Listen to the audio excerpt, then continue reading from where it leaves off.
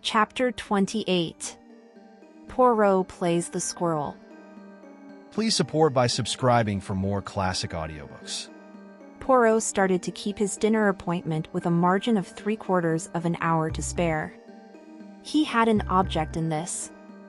The car took him, not straight to Monte Carlo, but to Lady Tamplin's house at Cap Martin, where he asked for Miss Grey. The ladies were dressing and Poirot was shown into a small salon to wait, and here, after a lapse of 3 or 4 minutes, Lennox Tamplin came to him. "Catherine is not quite ready yet," she said. "Can I give her a message, or would you rather wait until she comes down?" Poirot looked at her thoughtfully. He was a minute or two in replying, as though something of great weight hung upon his decision. Apparently the answer to such a simple question mattered. "No. He said at last. No, I do not think it is necessary that I should wait to see Mademoiselle Catherine. I think, perhaps, that it is better that I should not. These things are sometimes difficult." Lennox waited politely, her eyebrows slightly raised. "I have a piece of news," continued Poirot. "You will, perhaps, tell your friend. Monsieur Kettering was arrested tonight for the murder of his wife." "You want me to tell Catherine that?" asked Lennox. She breathed rather hard, as though she had been running. Her face, Poirot thought, looked white and strained, rather noticeably so. "If you please, mademoiselle." "Why?" said Lennox. "Do you think Catherine will be upset? Do you think she cares?" "I don't know, mademoiselle." said Poirot. "See, I admit it frankly. As a rule I know everything, but in this case, I do not.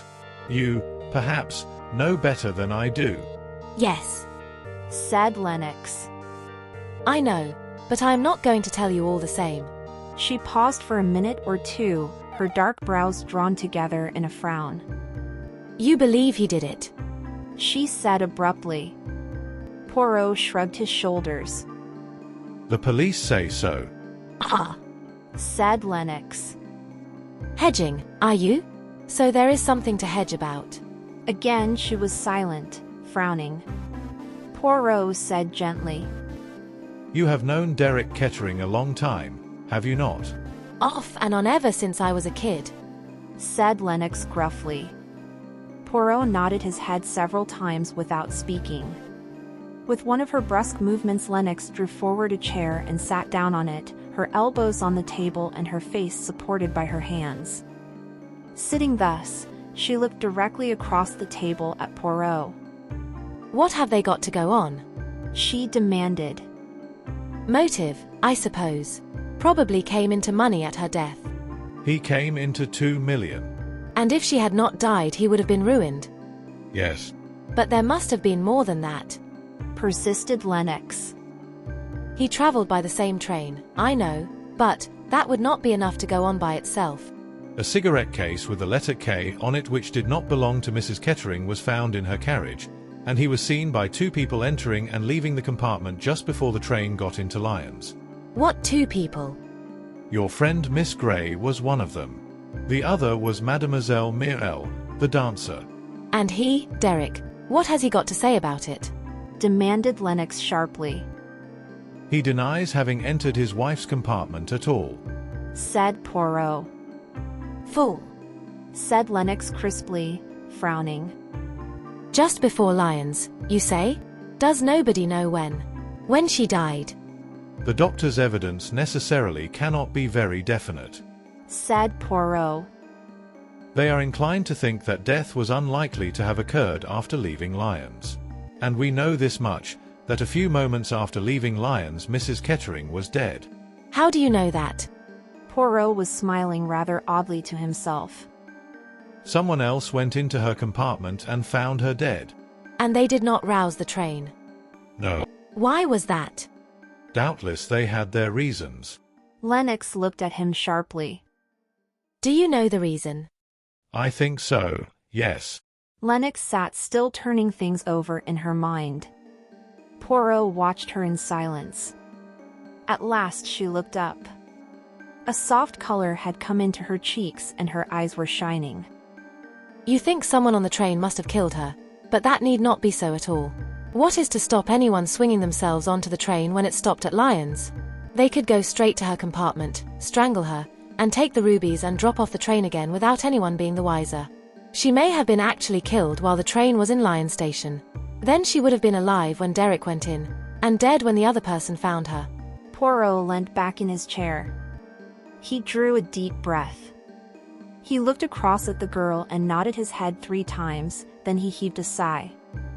Mademoiselle, He said, what you have said there is very just, very true. I was struggling in the darkness, and you have shown me a light.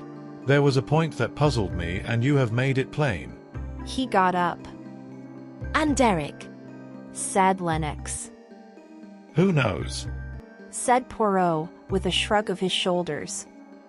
But I will tell you this, mademoiselle. I am not satisfied. No, I, Hercule Poirot, am not yet satisfied.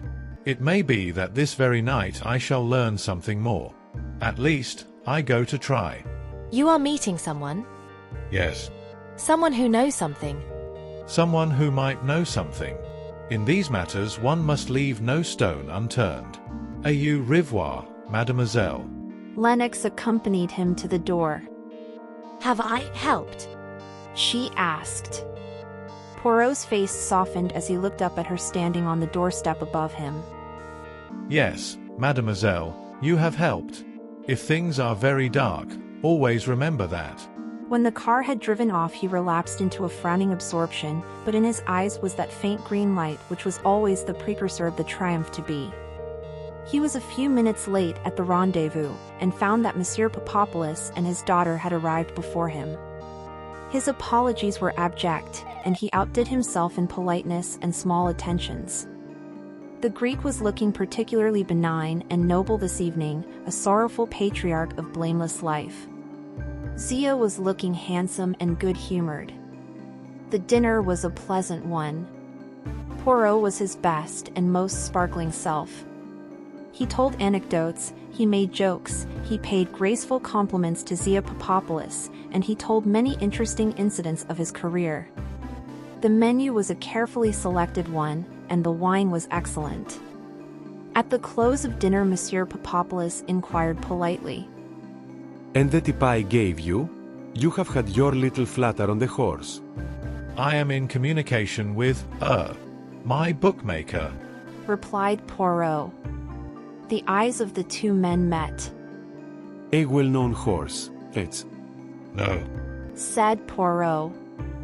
it is what our friends, the English, call a dark horse. Oh, Said Monsieur Papopoulos thoughtfully. Now we must step across to the casino and have our little flutter at the roulette table. Cried Poirot gaily. At the casino the party separated, Poirot devoting himself solely to Zia, whilst Papopoulos himself drifted away. Poirot was not fortunate, but Zia had a run of good luck, and had soon won a few thousand francs. It would be so. She observed drily to Poirot. If I stop now, Poirot's eyes twinkled. Superb! He exclaimed. You are the daughter of your father, Mademoiselle Zia. To know when to stop. Ah, that is the art. He looked round the rooms. I cannot see your father anywhere about. He remarked carelessly. I will fetch your cloak for you, mademoiselle, and we will go out in the gardens. He did not, however, go straight to the cloakroom. His sharp eyes had seen but a little while before the departure of Monsieur Papopoulos. He was anxious to know what had become of the wily Greek. He ran him to earth unexpectedly in the big entrance hall. He was standing by one of the pillars, talking to a lady who had just arrived. The lady was Morel. Poirot sidled unostentatiously round the room. He arrived at the other side of the pillar, and unnoticed by the 2 who were talking together in an animated fashion, or rather, that is to say, the dancer was talking, Papopoulos contributing an occasional monosyllable and a good many expressive gestures. I tell you I must have time. The dancer was saying. If you give me time, I will get the money. Too gay. The Greek shrugged his shoulders. It is awkward. Only a very little while. Pleaded the other. Ah, but you must. A week, 10 days, that is all I ask. You can be sure of your affair. The money will be forthcoming. Papopoulos shifted a little and looked round him uneasily, to find Poirot almost at his elbow with a beaming innocent face. Ah, vous voilà, Monsieur Papopoulos. I have been looking for you. It is permitted that I take Mademoiselle Zia for a little turn in the gardens? Good evening, Mademoiselle. He bowed very low to Morel. 1,000 pardons that I did not see you immediately. The dancer accepted his greetings rather impatiently. She was clearly annoyed at the interruption of her tête-à-tête. Poirot was quick to take the hint. Papopoulos had already murmured, Certainly, but certainly. and Poirot withdrew forthwith. He fetched Zia's cloak, and together they strolled out into the gardens. This is where the suicides take place. Said Zia. Poirot shrugged his shoulders. So it is said. Men are foolish, are they not, mademoiselle? To eat, to drink, to breathe the good air, it is a very pleasant thing, mademoiselle. One is foolish to leave all that simply because one has no money, or because the heart aches. L'amour, it causes many fatalities, does it not? Zia laughed. You should not laugh at love, mademoiselle. Said Poirot, shaking an energetic forefinger at her. You who are young and beautiful. Hardly that. Said Zia. You forget that I am 33, Monsieur Poirot. I am frank with you, because it is no good being otherwise. As you told them, why father, it is exactly 17 years since you and us in Paris that time.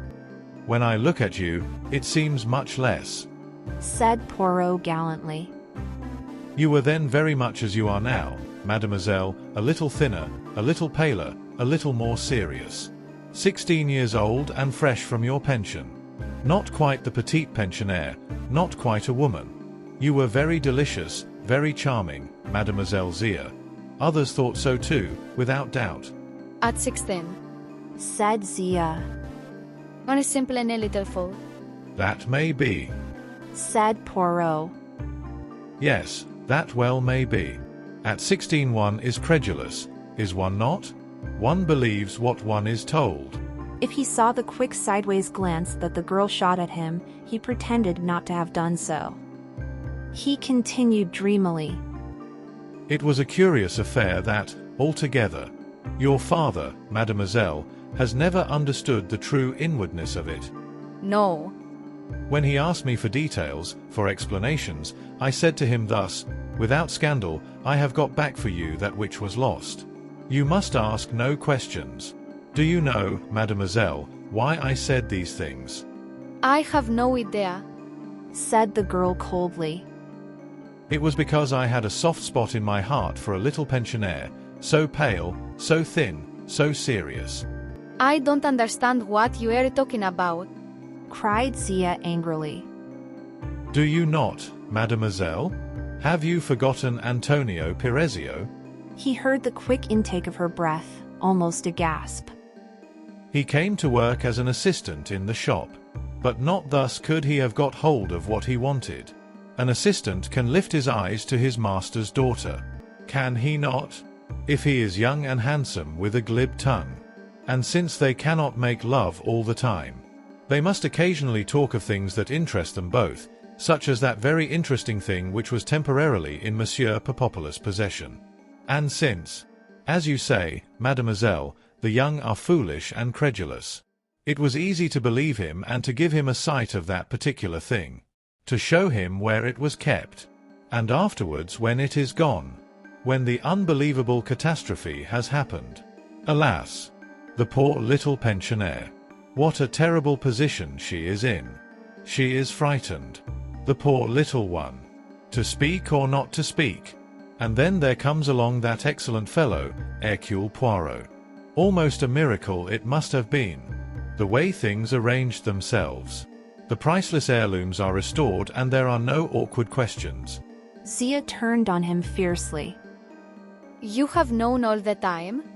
Who told you? Was it Adonio? Poirot shook his head. No one told me. He said quietly. I guessed. It was a good guess, was it not, mademoiselle? You see, unless you are good at guessing, it is not much use being a detective. The girl walked along beside him for some minutes in silence. Then she said in a hard voice. Well, what are you going to do about it, eh? Are you going to tell my father? No. Said Poirot sharply. Certainly not. She looked at him curiously. You want something from me? I want your help, mademoiselle. What makes you think that I gon' help you? I do not think so. I only hope so. And if I do not help you, then you will tell my father. But no. Debarrass yourself of that idea, mademoiselle. I am not a blackmailer. I do not hold your secret over your head and threaten you with it. If I refuse to help you, began the girl slowly. Then you refuse, and that is that. Then Guy. She stopped. Listen, and I will tell you why. Women, mademoiselle, are generous. If they can render a service to one who has rendered a service to them, they will do it. I was generous once to you, mademoiselle. When I might have spoken, I held my tongue. There was another silence, then the girl said. My father gave you a hint the other day. It was very kind of him. I do not think, said Zia slowly, that there is anything that I gonna add to that. If Poirot was disappointed, he did not show it. Not a muscle of his face changed. ABN. He said cheerfully. Then we must talk of other things. And he proceeded to chat gaily. The girl was distrait, however, and her answers were mechanical and not always to the point. It was when they were approaching the casino once more that she seemed to come to a decision. Monsieur Poirot. Yes, mademoiselle. I should like to help you if I could. You are very amiable, mademoiselle, very amiable. Again there was a pause. Poirot did not press her. He was quite content to wait and let her take her own time. Obo, said Zia.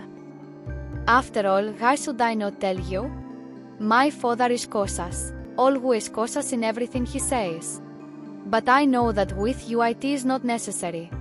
You have told us it is only the murderer you seek, and that you are not concerned over the jewels. I believe you. You were quite right when you guessed that we were nice because of the rubies. They have been handed over here according to plan. My father has them now. He gave you a hint the other day as to who our mysterious client was. The Marquis, murmured Poirot softly. Yes, the Marquis. Have you ever seen the Marquis, Mademoiselle Zia? Gans, said the girl. But not very well, she added. It was through a keyhole. That always presents difficulties, said Poirot sympathetically. But all the same you saw him. You would know him again. Zia shook her head. He must, she explained. Young or old? He had white hair. It may have been a hake, it may not. It fitted very well. But I do not think he was old. His look was young and so was his voice. His voice, said Poirot thoughtfully. Ah, his voice. Would you know it again, Mademoiselle Zia? I might, said the girl. You were interested in him, eh? It was that took you to the keyhole. Zia nodded. Yes. I was curious. One had heard so much. He's not the ordinary thief. He's more like a figure of history or romance. Yes, said Poirot thoughtfully. Yes, perhaps so. But it is not this that I meant to tell you, said Zia. It was just one other little fact that I thought might be, well, useful to you. Yes. said Poirot encouragingly. The rubies, as I say, were handed over to my father here at Nice. I did not see the person who handed them over, but Yes. I know one thing. It was a woman. If you enjoy audiobooks like this, consider subscribing for more.